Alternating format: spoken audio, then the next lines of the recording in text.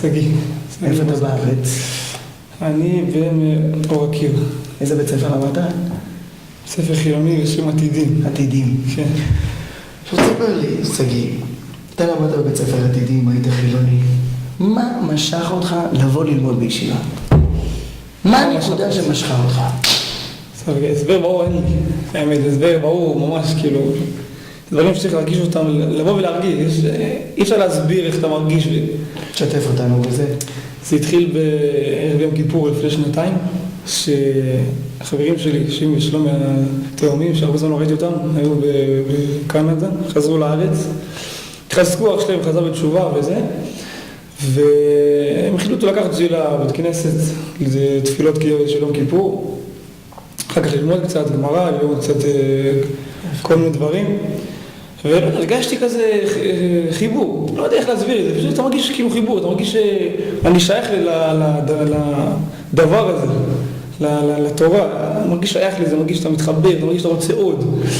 אחרי יום כיפור החלטנו שאנחנו הולכים לשיעורי ערב, מצאנו שיעורי ערב ברוך השם. שם באור עקיבא? כן, באור עקיבא. והחלטנו שאנחנו הולכים, והיינו מקפידים כל ערב ללכת, והתמדה היינו ממש מקפידים בזה, וברוך השם מצליחים, הרבה סייעת זה שמויה. ומשם התגלגלנו לישיבה קדושה אחרינו, שבאנו לבקר בהתחלה והרגשנו כל כך לא קשורים למקום הזה, אז שפשוט החלטנו שאנחנו נכנסים, כל הכוח, ובהתחלה קשה כמובן, אין מה לעשות, אבל כשאתה נכנס, אתה מרגיש שזכיתי להיכנס לפה, מרגיש שאני לא מצטער שום רגע בעבר, שום קושי, שום כלום.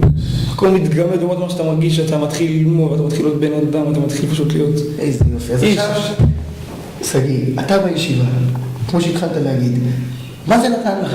מה נתן לך יותר ממה שלא היית בחוץ? נתן לי המון. בוא נשמע. יש קודם כל הישיבה הפכות להיות בן אדם. מה הישיבה נתן לי? אני אלך לנקודה ספציפית. הישיבה נתנה לי דבר שהוא נקרא אהבת הזולת. אני אסביר מה הכוונה. הכוונה שאני פעם עשיתי דברים בשביל אחרים עם אינטרסים כאילו אישיים שלי. עכשיו אני עושה דברים... כן, אני עושה דברים בשביל אחרים כדי שיחזירו לי את זה. יפה. עכשיו אני עושה דברים בשביל השני, כי צריך לעשות בשביל השני. השם אמר, ואהבת לרעך כמוך. לא בשבילך, אלא כמוך, שלשני יהיה טוב, כי באמת אתה רוצה שיהיה לו טוב. אתה מרגיש שאתה רוצה לתת לשני דברים בלי שום כאילו כך, רק לי כך, שיהיה לך טוב, שיהיה לך ממש, תרגיש כיף, שאתה תרגיש שמח, שתרגיש טוב עם עצמך. רק תיקח, תרגיש טוב, זה. עכשיו, יש לך, אני מאמין, חברים בחוץ לישיבה, חילונים עדיין. מה יש לך להגיד להם? למה לבוא לישיבה? בוא תדבר, אתה עכשיו אומר להם, ממליץ להם, משכנע אותם, לבוא לישיבה. למה? למה לבוא לישיבה? זו שאלה שמאוד קשה להסביר אותה. פשוט אני ממליץ לכם לבוא ולהרגיש, אין כאילו, אין, לבוא ולהרגיש. מה? צריכים לבוא פשוט ולהחליט שאתם באים אפילו לרבע שעה, כמה דקות, לבוא להחליט שאתם לומדים. תרגישו את מתיקות התורה, תרגישו את אהבת הזולת לשני, שאתם פשוט תיכנסו להיכל הישיבה, תרגישו שאתם נמצאים פה כבר מלא שנים.